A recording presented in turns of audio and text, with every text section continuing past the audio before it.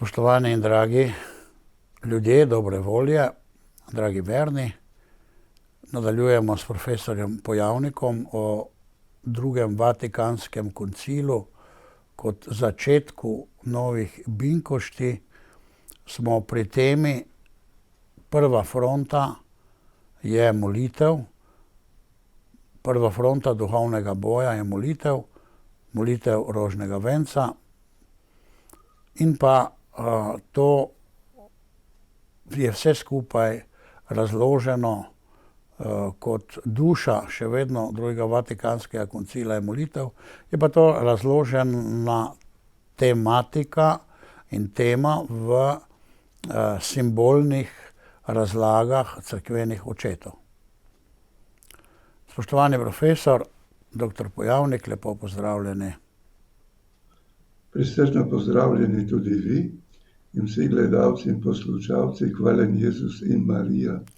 V zadnji oddaji smo govorili o dveh vozovih, ki se gibljeta v nasprotno smer, torej o Božjem vozu in o Satanovem vozu.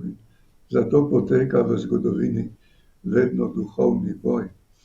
Vprašanje je, ali je tudi drugi Vatikanski koncil upošteval to perspektivo Svetega pisma in cerkvenih očetov. To perspektivo cerkvenih očetov Svetega pisma, da je cerkev kot duhovni voz, ki je vedno v premikanju proti svojemu cilju in da je hudi duh s svojim vozom, s svojimi ljudmi ravno v nasprotni smeri gibajoč, in to je duhovni boj. Torej, mi še nismo v nebesih, pa nismo v peklu, ampak smo nekje vmes. Duhovni boj še vedno poteka. Seveda, duhovni boj še vedno poteka in drugi Vatikanski koncil je oživil biblično, patristično kategorijo o potujočem Božjem ljudstvu. Mi smo potujoče Božje ljudstvo, ki napredujemo proti obljubljeni deželi, in kakor so Izraelci v stari zavezi potovali naproti obljubljeni deželi, tako ima drugi Vatikanski koncil, da mi smo novozavezno Božje ljudstvo, novi Božji, ki potujemo naproti obljubljeni deželi. In tukaj moramo prenašati nasprotovanja sveta, pa tudi nasprotovanja nasprotnega voza, ki vozi v nasprotno smer. In omenil bi drugi Vatikanski koncil, to konstitucijo, torej Cerkev v sedanjem svetu, pastoralno konstitucijo Cerkev v sedanjem svetu, ker vidimo, da oživlja to biblično, patristično perspektivo, ko piše: prizadevajmo si torej, da bi bili vsem všeč Gospodu in si nadevamo Božjo bojno opravo, da bi se mogli ustavljati hudičevim zvijačam in se ob hudem dnevu postaviti v bran. Primerjaj pismo Efežanom, 6. poglavje, 11. do 13. vrsta. To se pravi, tukaj drugi Vatikanski koncil je na popolni črti, torej apostola Pavla in drugih svetopisemskih pisateljev, pa stare zaveze, in potem tudi cerkvenih očetov.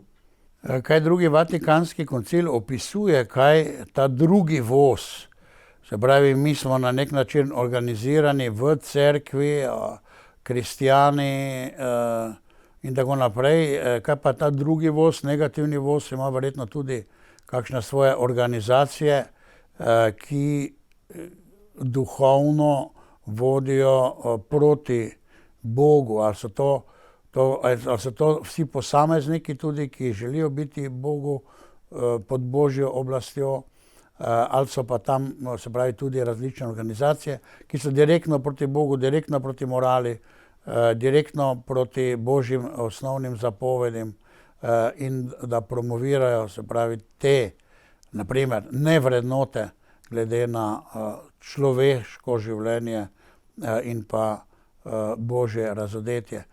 Torej opisuje, kaj tudi to drugo stran.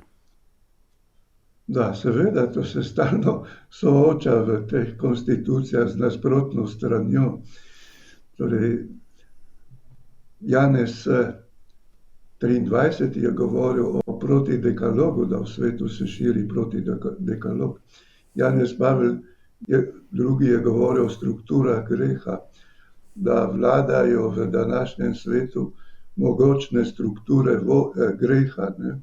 Torej, ki delajo proti Bogu in proti Božjemu kraljestvu in s tem tudi proti cerkvi. Torej, zato moramo po nauku tega drugega Vatikanskega koncila se nadeti Božjo bojno opravo, s katero se bomo opremljeni mogli uspešno bojevati proti hudiču in njegovi vojski.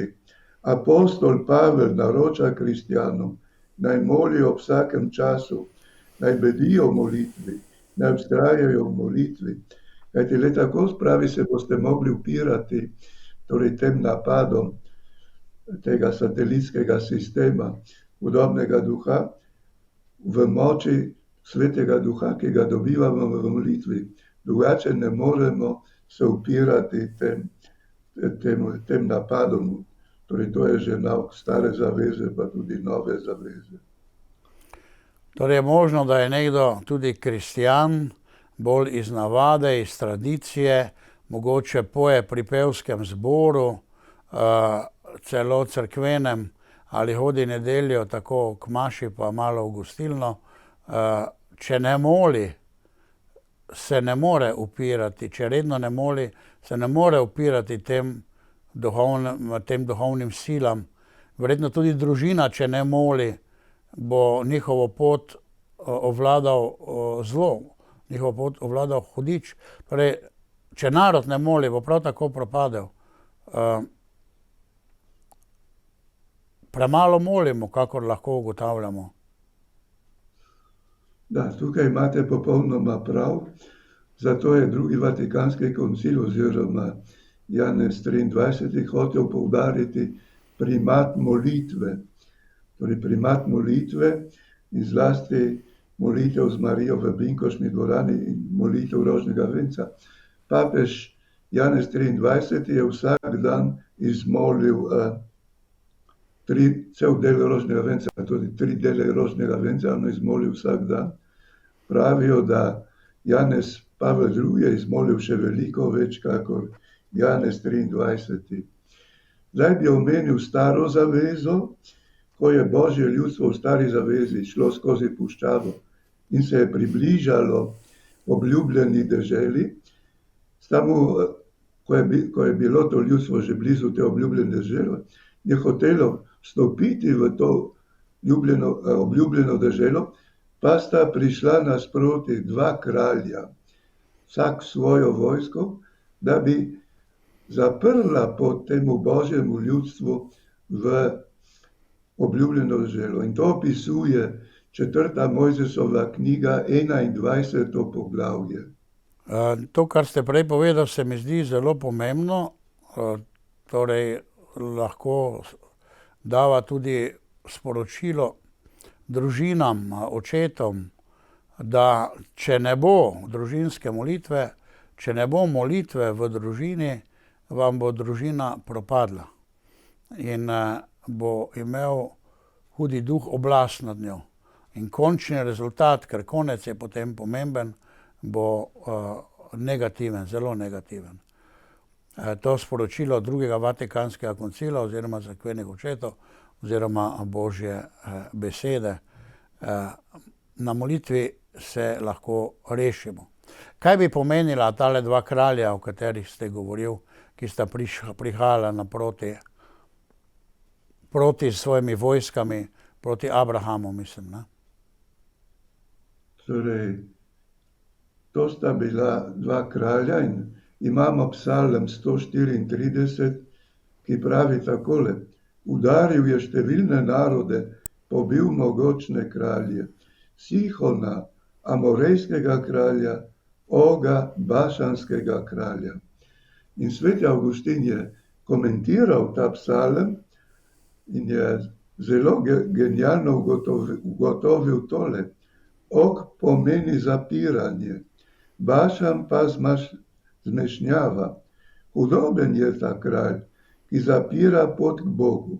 To namreč dela hudobec s svojimi izumi, maliki, obsedenci, vedeževalci, čarovniki in demonskimi obredi.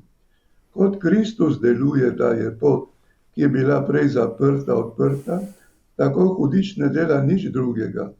Zapira pot, da ne bi verovali v Boga. Če verujemo v Boga, je pot odprta in Kristus sam je pot. Če pa ne verujemo v Boga, potem je pot zaprta. Najprej je zapiranje in nato sledi zmešnjava. Zapiranje gre naprej kot kralj in za njim hodi zmešnjava kakor ljudstvo. Zapiranje je kralj zmešnjave. Zapiranje in zmešnjava, to sta dve taktiki hudobnega duha. Zmešnjava verjetno v mislih, v duši, v spoznanju, v teorijah in pa zapiranje. Kaj bi bilo zapiranje? Se pravi, preprečevanje napredovanja v smeri k Bogu, ali kaj je to zapiranje? Torej, tukaj imamo ti dve vojske, ki je potem izraelsko ljudstvo porazilo eno in drugo vojsko. Ampak tukaj razlaga sveti Avguštin in potem tudi drugi cerkveni očetje, da v ozadju je to prispodoba ali zgodovinska podoba za duhovni boj, ki poteka proti cerkvi. Kajti Satan kot polarna zvezda iz brezna diametralno nasprotuje Kristusu kot polarni zvezdi nebes in diametralno nasprotuje novozaveznemu Božjemu ljudstvu, tu je po kraljevski poti kreposti in se ne sme odkloniti ne na levo, ne na desno.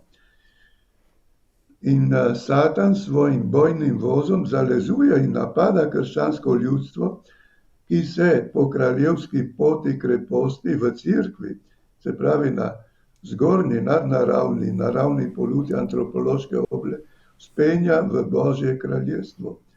Namerava zapreti pot k Bogu, zaustaviti to potujoče Božje ljudstvo, ga zapeljati na široko pot sebičnosti in vseh zlodejnosti, ki se na spodnji poluti človeštva spušča proti breznu pekla. Torej, zato cerkev vedno doživlja v zgodovini nasprotovanje in preganjanje. Ta duhovni boj torej je tudi del našega vsakdanjega življenja. Imenoval ste tukaj sebičnost. Mi smo sebični velikokrat, ali največkrat, edino Kristus ni bil sebičen. Omenili ste tudi druge grešne navade, se pravi lakomnost, želja po denarju, to je del našega vsakdana, nečistost, nevoščljivost, lenoba in tako naprej. Mi v teh malih stvareh, ko tudi popuščamo tudi hudemu duhu. Torej, ta duhovni boj je sredi našega vsakdana in mi tega ne opazimo, ker mislimo, da je svet, torej, da je samo neka narava in podobno, ni morale. Kaj koncil bo lahko nagovoril preproste ljudi, se pravi ljudi, ki gledajo samo televizijo in poslušajo medije, bo uspešno to nagovoril, dal spoznanje ljudem? Da, tukaj je potrebna molitev in jasno oznanjevanje zlasti klera. Torej, mi bi morali jasno oznanjati te stvari, ampak kot veste, po koncilu je nastopila precejšnja zmeda ali zmešnjava. In tukaj vidimo na delu tega kralja, torej, ki zapira pot in ustvarja zmešnjavo. Torej, po koncilu in vedno je vojska krščanskih orbitalnih voznikov izpostavljena nasprotovanju, zalezovanju in napadom nasprotnega bojnega voza. Boj krščanskega ljudstva s skušnjavami je bistveno boj na ravni duhov, spopad med dvema nasprotnima vrstama orbitalnih voznikov, torej ki delujejo vsak v nasprotno smer. Zato je potujoča cerkev na zemlji resnično vojskujoča se cerkev. Zmaguje v bitki na ravni duhov, koliko sprejema si nadeva Božjo bojno opravo in vztraja na prvi fronti molitve. Torej, mora delovati v skladu z zmagovitim Božjim načrtom, ker Kristus je zmagoslavni voznik Božjega voza. Če mi delujemo v skladu z njegovim zmagovitim načrtom, potem zmagujemo, drugače nazadujemo ali celo propadamo, ker ta boj se odvija na ravni duhov, je zelo skrivnosten, že sam človeški duh je skrivnosten. Ko ste omenjali prej zmedo, sem se spomnil neke voditeljice nevladne organizacije v Sloveniji, ki je trdila v medije, torej na socialna omrežja, pravi, mi mladi bomo določali prihodnost.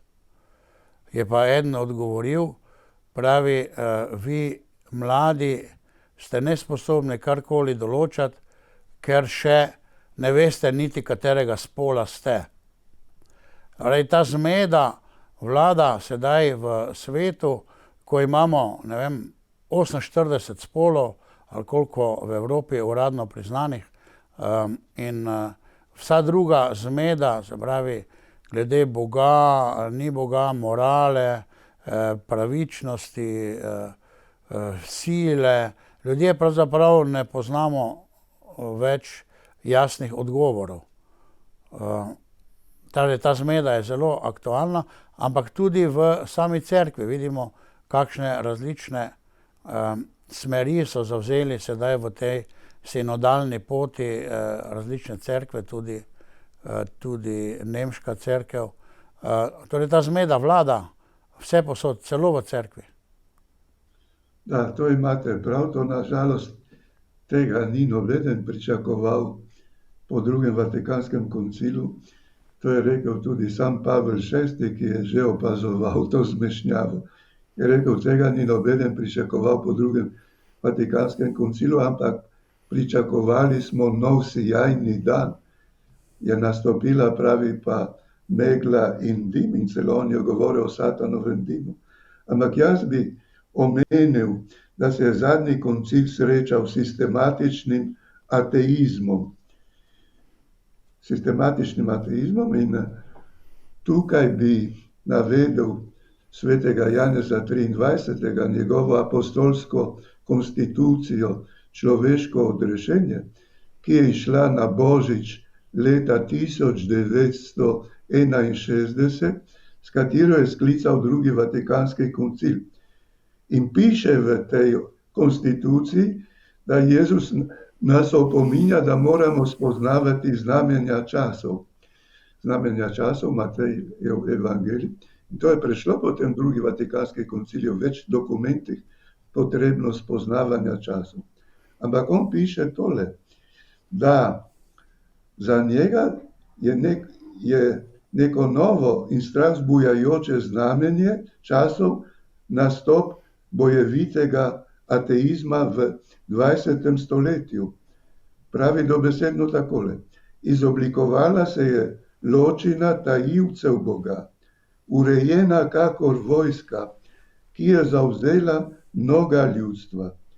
Cerkev se je z vsemi močmi zoperstavila ideologijam, ki vse skrčijo na materijo. Ideologijam, ki se skrčijo na materijo, torej materializem oziroma dialektični materializem, smo včasih rekli v komunizmu, v katerem ga nismo dosegli. To je bila teorija, filozofska teorija, dialektični materializem. Torej vse je materija in potem vse, karkoli je duhovno, tudi odpade, seveda tudi Bog. In vemo pa tudi, da je komunizem bil direktno proti Bogu. Sovjetska zveza je bila prva ateistična, deklarirana ateistična država in prve neke klube ateistov so imeli. Ali to pomeni, da vse te tudi danes ideologije, ki so tudi zaznamovane s pogledom na svet, so pod vplivom hudega duha? Torej, tukaj bi omenil, da na pohodu sta bila pred drugim Vatikanskim koncilom sta bila dve mogočni obliki sistematičnega ateizma ali bojevitega ateizma. In sicer zahodna oblika sistematičnega ateizma in vzhodna oblika, ki ste jo omenil vi.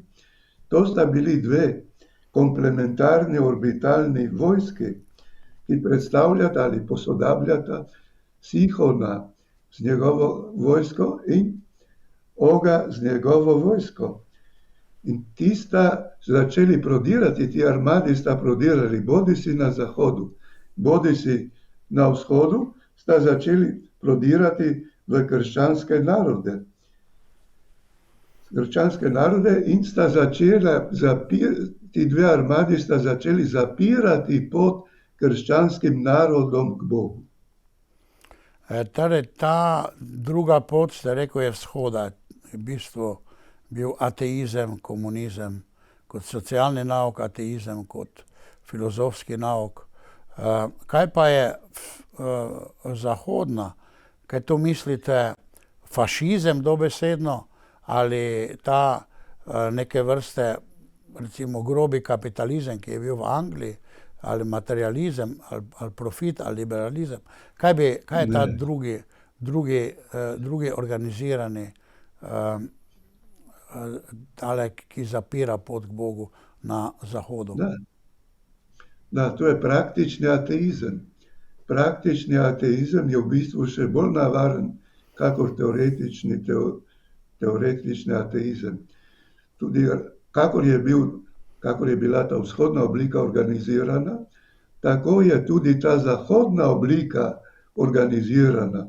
Zato se bodisi vzhodna, bodisi zahodna nista ustavili, ker to sta bili dve orbitalni vojski, ki sta se gibali po načrtu polarne zvezde iz Brezna. In te dve obliki sta zapirali pred drugim Vatikanskim koncilom potovanje krščanskega ljudstva k Bogu. Torej, z tega sta išle tudi potem dve svetovni vojni, ki sta bili prav tako zapiranje poti krščanskih narodov in drugih narodov k Bogu. Za Hitlerja se navadno govori, da je bil da so desne stranke fašisti in tako naprej, ampak vemo, da njegov nacionalni socializem je bil isto kot socializem vzhodni. To je socializem, samo da je bil nacionalni socializem. In je potem prešel seveda tudi diktaturo. Tudi ko je imel komunizem diktaturo, enako je imel diktaturo tudi Hitler ali pa fašizem, je diktatura. Pravi, tu ni nobene razlike.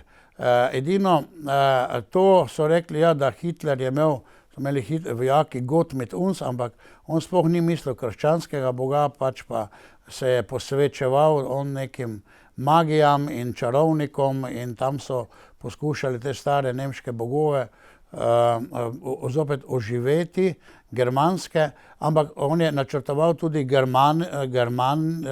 Germanijo, torej novemu nemškemu človeku, neko mesto, ki ga je načrti obstajajo, ampak je rekel, da bo ukinil katoliško cerkev.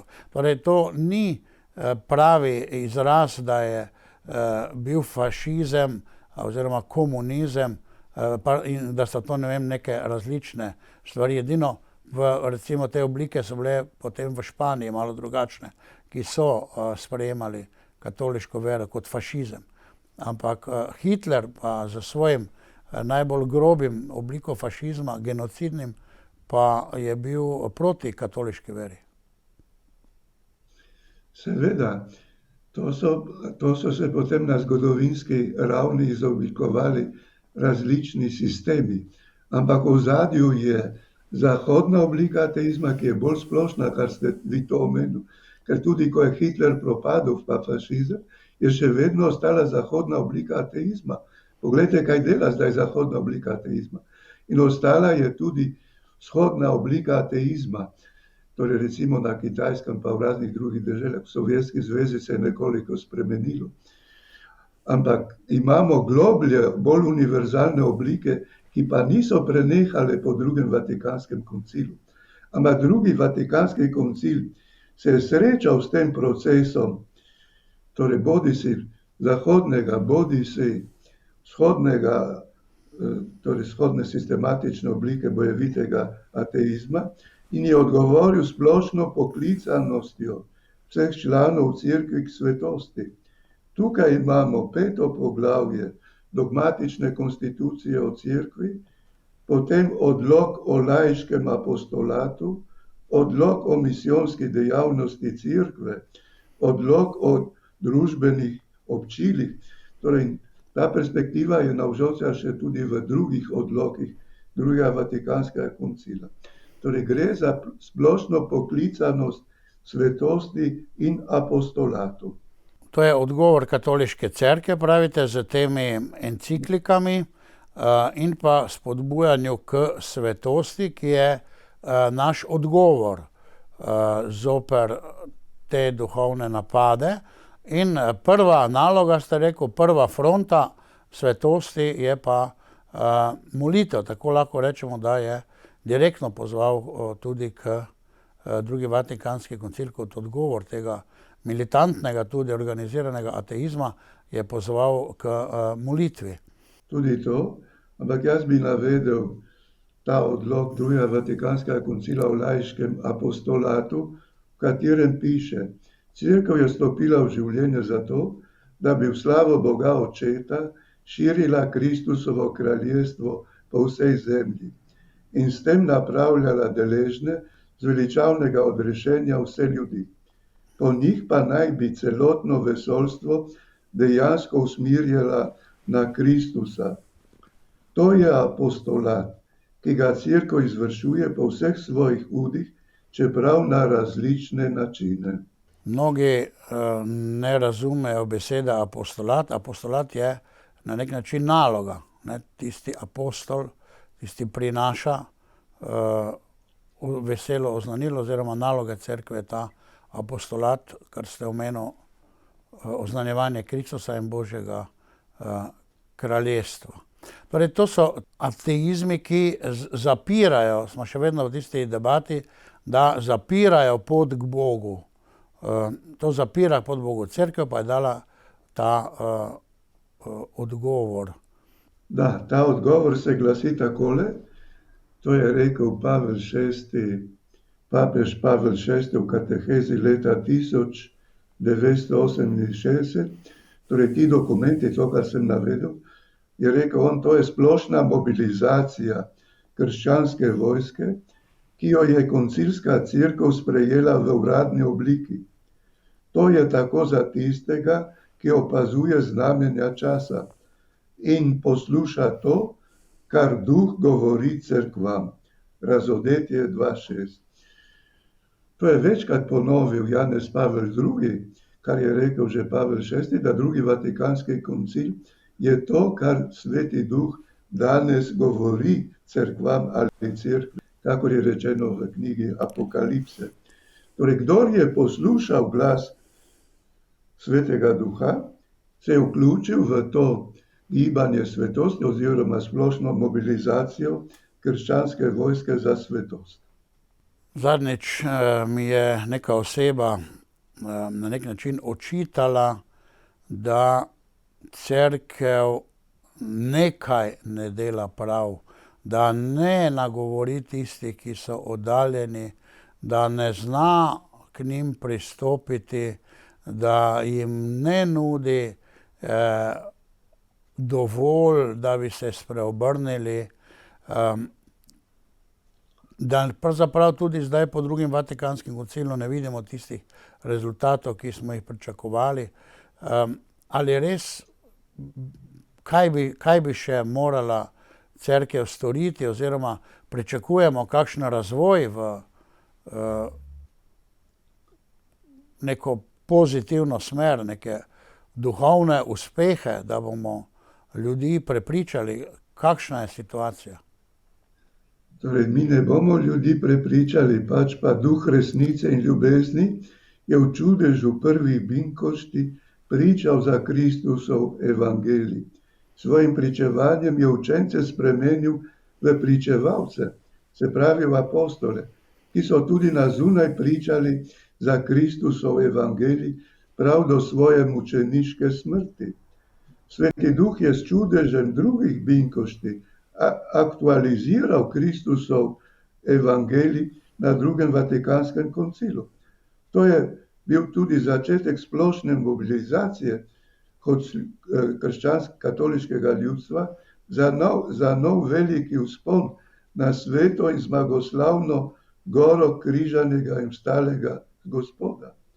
S tem vzponom se po koncilu nadaljuje čudež binkošti, v katerem se katoliško ljudstvo preoblikuje v urejeno, ne v zmedeno in zmešano, v urejeno vojsko orbitalnih voznikov, ker se povezuje, bolj se povezuje torej s Kristusom in z angeli in svetniki v nebesih in z močjo Kristusa potem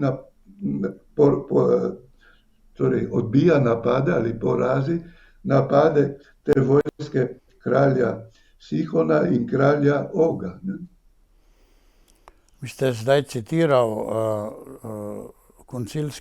koncilske razlage te situacije, ki pa so nam povedale, da z svojo silo ne moremo, pač pa samo svetostjo, svetim duhom, in potem pač bo se pokazala pot, oziroma bomo lahko bili uspešni, in začetek te uspešnosti pa je molitev, da se lahko tudi posvetimo.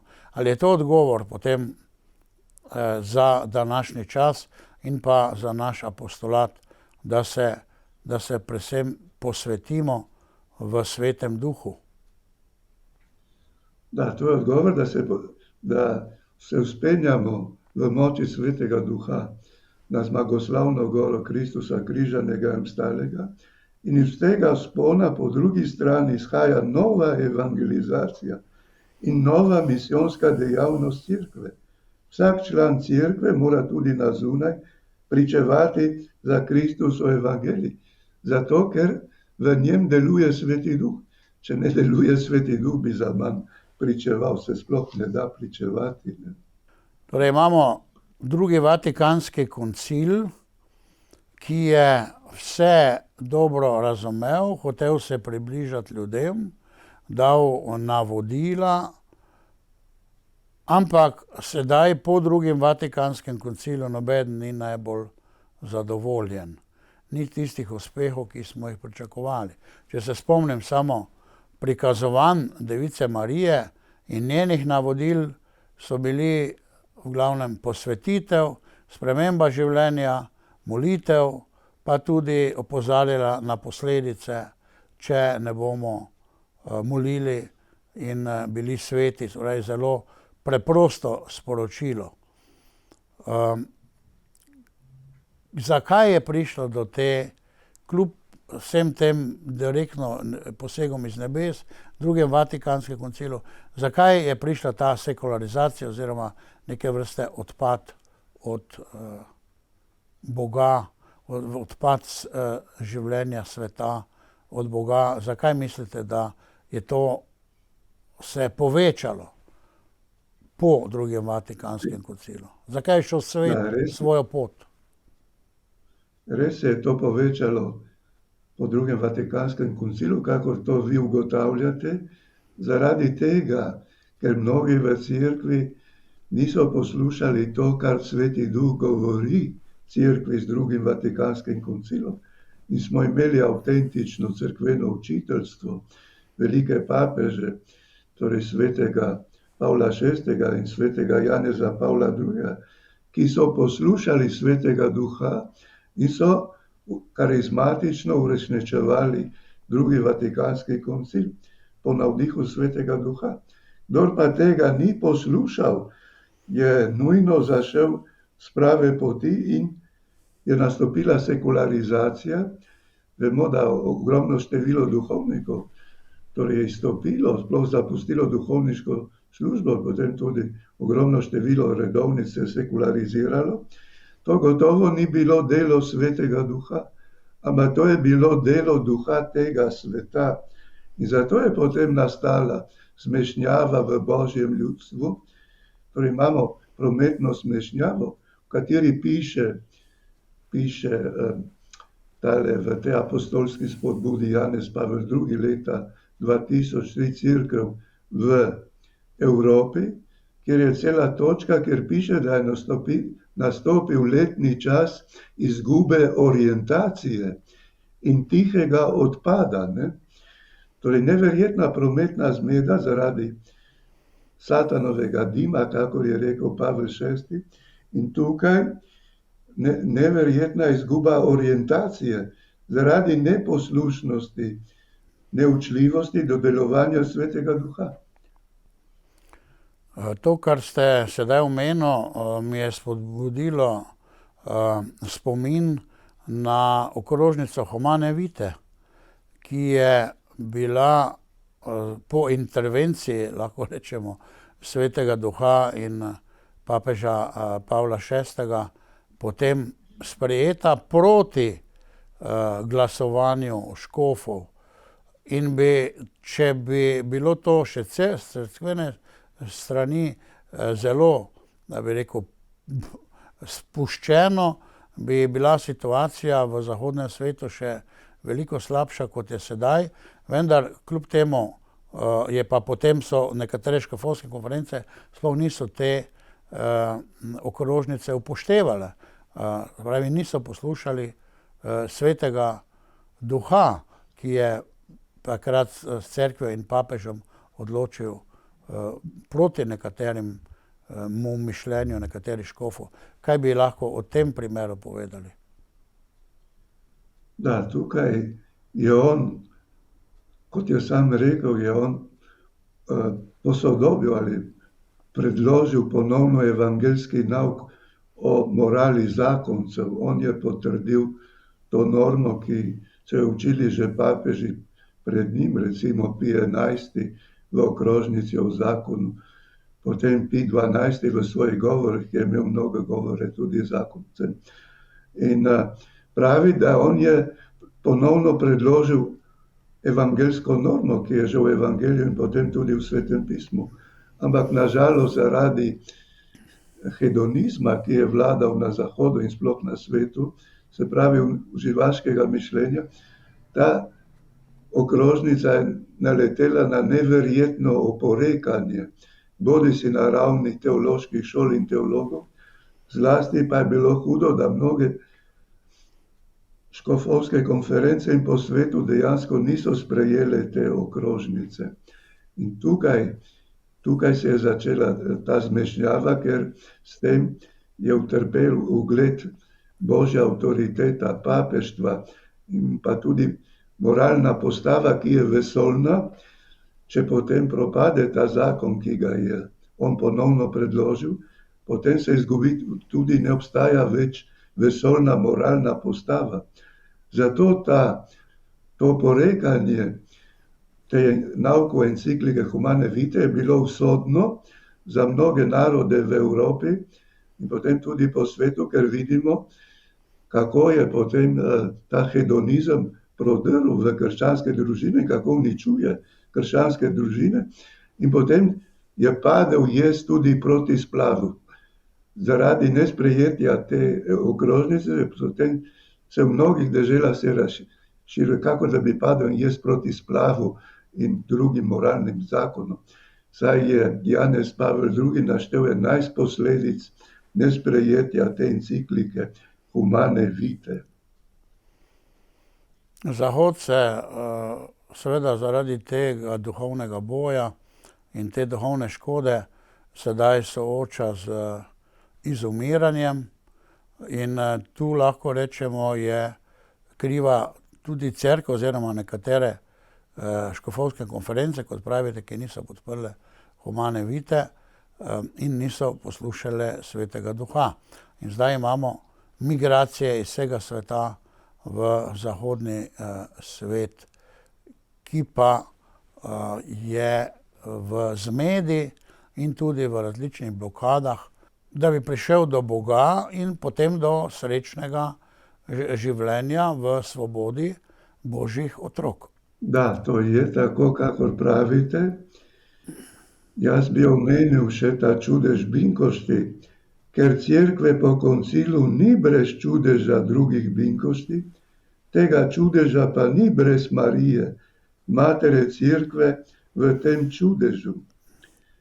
Bistveni sestavni del tega čudeža je molitev z Marijo, zlasti molitev rožnega venca v binkoštni dvorani, kar je delal papež Janez 23. On je tudi ustvaril ta izraz binkoštna dvorana, cenacolo di Pentecoste. On je hotel drugi vatikanski koncil kot čudež drugih binkošti. Samo v moči sestopa Svetega Duha, velikega sestopa Svetega Duha, je mogoče uresničiti ta novi vzpon na goro, na zmagoslavno goro Kristusa križanega in vstalega. Ta novi vzpon je možno torej samo v moči Svetega Duha, tega Svetega Duha pa je treba izprositi v molitvi z Marijo v binkoštni dvorani, ker brez te molitve ni sestopa Svetega Duha. Tako tukaj vidimo ključno vlogo molitve rožnega venca z Marijo v binkoštni dvorani, kakor je bilo na drugem vatikanskem koncilu, da bi se nadaljeval ta čudež binkošti. Kjer je bilo to opuščeno, je potem stopila zmešnjava ali zmeda, ker potem ni bilo sestopanja Svetega Duha. Brez sestopanja Svetega Duha pa ni nadaljevanja čudeža drugih binkošti, ne moremo uresničevati drugega vatikanskega koncila, ki je, kot je rekel Janez Pavel II., odlično delo Svetega Duha. Brez Svetega Duha ne moremo vstopiti v skrivnost drugega vatikanskega koncila in pa sploh ne moremo uresničevati drugega vatikanskega koncila.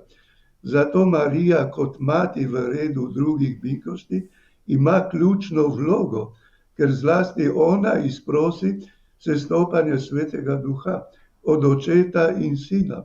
Zato tukaj pomen molitve rožnega venca, ki so jo mnogi opustili po drugem vatikanskem koncilu, in posledice so, kot vidimo, torej hude, zmešnjava na vseh področjih.